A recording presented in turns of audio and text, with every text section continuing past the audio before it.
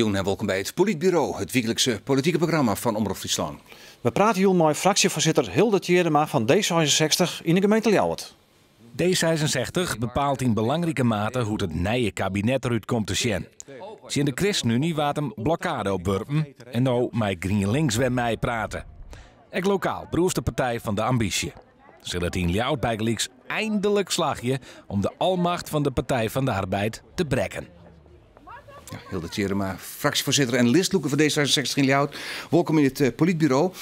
Eerst in de landelijke formaties, ik moet zeggen, GroenLinks en de ChristenUnie ben je het onschouwt bij de formateur, Cenk Willink.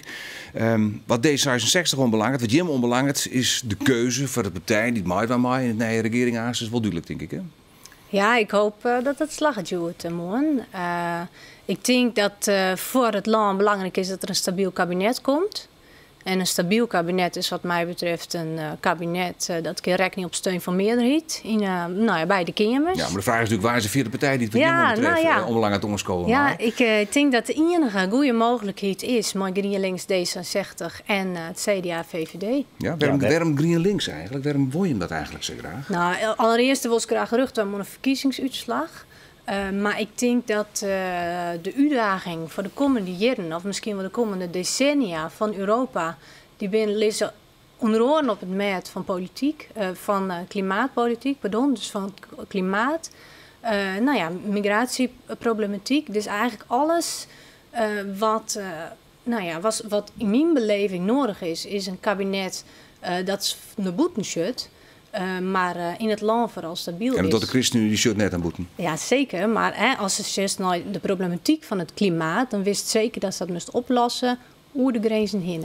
Ja, maar het uitsluiten van de ChristenUnie, daar is Pechtold natuurlijk heel helder in. Hè? Ja. Hij had eigenlijk van tevoren al zijn Gert-Jan Segers, de fractievoorzitter van ChristenUnie, ik wil met hem eigenlijk net iets om tafel. Dat voltooid leven, dat wordt er dan bij hellen. Hier een opvattingen daarover, die stroken absoluut net met de ChristenUnie. Nee. Is dat uitsluiten verstandig? Nou, ik denk dat het vooral volatiert bespaart nou om helder te wezen van dit denken wij dat het beste is, hè? Die stevige meerderheid. De andere kant is het voltooid leven en volle meer de ethische kwesties. Wat ik voor mezelf heel belangrijk vind, en dan zeg ik dat ik maar zo gewoon is, dat sommige ethische kwesties, daar kies ik net over onderhandelen. Vooral de zaken waar een wetswijziging voor nodig is. Maar vind je ook dit erin van? Dat voltooid leven? Nou, wat ik heel lastig vind is dat bijvoorbeeld voor de wietwet of voor regels van euthanasiewijziging, daar kiest eigenlijk net in middelen. Daar kiest net een beetje voor een wetswijziging wezen. Dus in Gist denkt dat bijvoorbeeld huurtasslacht, daar kiest zo'n beetje meer, een beetje minder, daar komt het wel uit. Maar sommige zaken, als er zoiets van dat willen wij in ieder geval bereiken, dan wist van tevoren dat het er net uitkomt. Eigenlijk ben je daar mooi lieke dogmatisch, zoals wat vroeger in christelijke partijen zijn. Ja, nou, ik vind het echt, die analyse heb ik natuurlijk zien, van mensen die zeggen dat is dogmatisch. Ik denk, iedereen die dogmatisch is in een discussie over levenseinde, die doet de discussie te kwad. Maar dat ben je hem toch ik? Je zit er ik heel helder en rechtlijnig in. Zoals ik het zeg, is als je alleen maar individuele vrijheid hebben in een samenleving waar heel goed voor mensen zwaar gebeurt, waar heel goede sociale samenhang is en waar heel goed mooi oren praten kist. Ja. Om het een beetje filosofisch uit te drukken, de beste beslissingen we namen in oelis en mooi oren. Ja. Dus iedereen die zegt dat individuele keuzes voor levenseinde alleen maar gaat over elk individu moet alles zelf beslissen, die maakt het denk ik een karikatuur van de discussie. Ik denk dat het dat er een orenreden is. Hè? Als het juist als het progressief en conservatief moest verbinden. Nou, stel je voor de 16e roeibootje en aan de ene kant zit Buma te roeien en Zijlstra, de VVD. En dan zit Segers direct nog bij te roeien en die ging naar links, naar rechts, de conservatieve kant. Ja, vind ik gewoon dat meer mensen naar links staan. Maar toch, Pechtold er alleen nog maar aan de progressieve kant. Dan naar links roeien willen en je hebt hier links nodig, dan dat is al een keer misleren vanzelf een keer. Denk je dan toch dat het een tweede keer wel succesvol is? Ja, ik denk dat het lukt. Migratie weer natuurlijk een brekpunt. Ja, maar ik denk dat dus, zou de krek al onjoeg, ik denk dat het er wel uitkomst. Als er een tweede keer op praat. Ja, dat zal wetten bij de wienmaten. Zeker. En misschien wordt klaar wel een beetje minder links worden. En, ja, dat is de vraag of dat wel. Want altijd maar Klaver, GroenLinks op het Nijmegen rint. Ja. Ben er voor jou nog horen opties? Is een PvdA voor jou nog een brege die het nom werken? Nou ja, wat zo mooi is in Nederland, het kan al je, de kist ik in het kabinet. Ik vind het eigenlijk al je slechtere opties.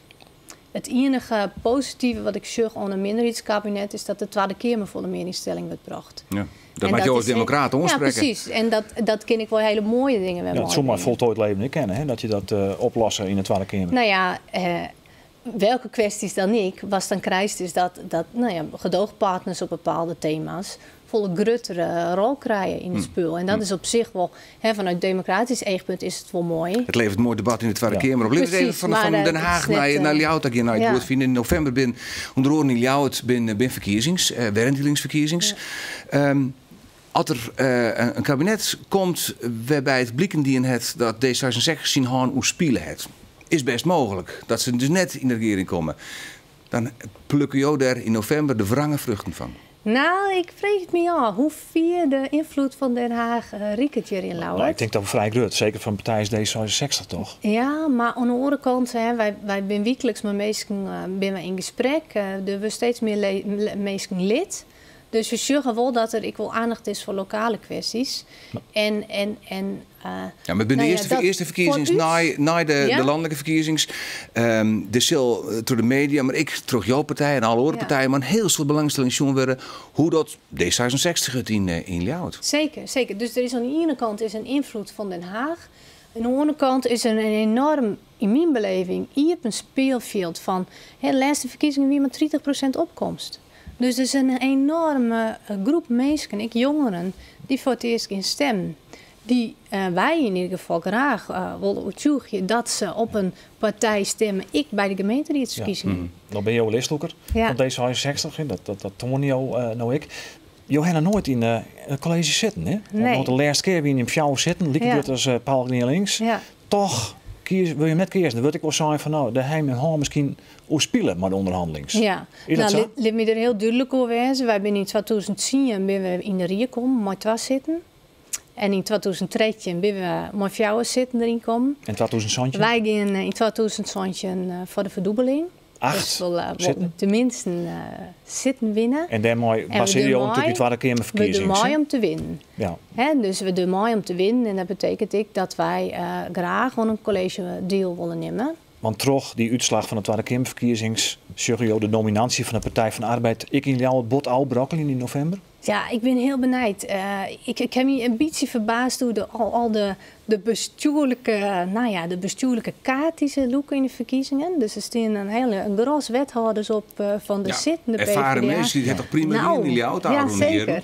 Maar het viel ik een beetje als best. Ja. En ik kreeg zo'n van dat er maar 30% opkomst is, ik nog. Dus dat ik denk dat er heel veel ruimte is om te zien om eens een keer tot een andere samenstelling te komen. Hoop je dat de almacht van de Partij van de Arbeid hier in Ljouwert als zo'n 44 in het college, dat die nou een keer voorbij is? Nou, het is geen doel op zich. Het is geen doel op zich. Wat voor u een doel is om bijvoorbeeld te minder regels te komen voor ondernemers. Nee, maar dat is een prima antwoord. Maar de feit is natuurlijk dat de Partij van de Arbeid hier voor het zezen heeft. En al decennia lang voor het zezen heeft. Maar er is een eind komen, vind je hem dat?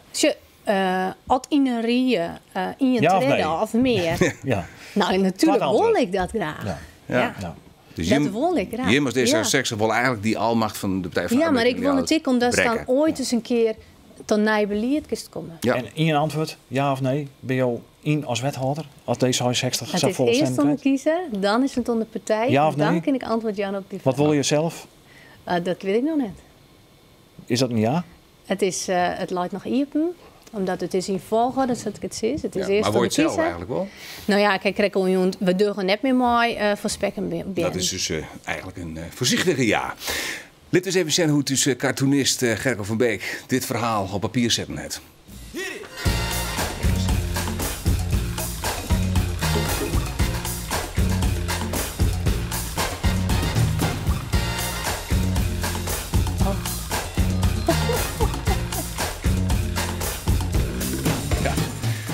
tagenlibben van de ChristenUnie. Nou, we zullen het zien. Eerst wat we kabinet te krijgen en daarna natuurlijk wat er in Ljouwert met de verkiezingen gebeurt. Ja, zeker, heel Sjen. Heel tjere, maar dank voor je komst naar het Politbureau. Ja, dankjewel. Het Politbureau is er tak een week weer. Dan maar de allereerste aflevering van dit seizoen naar een speciale gast. Graag ontdaan.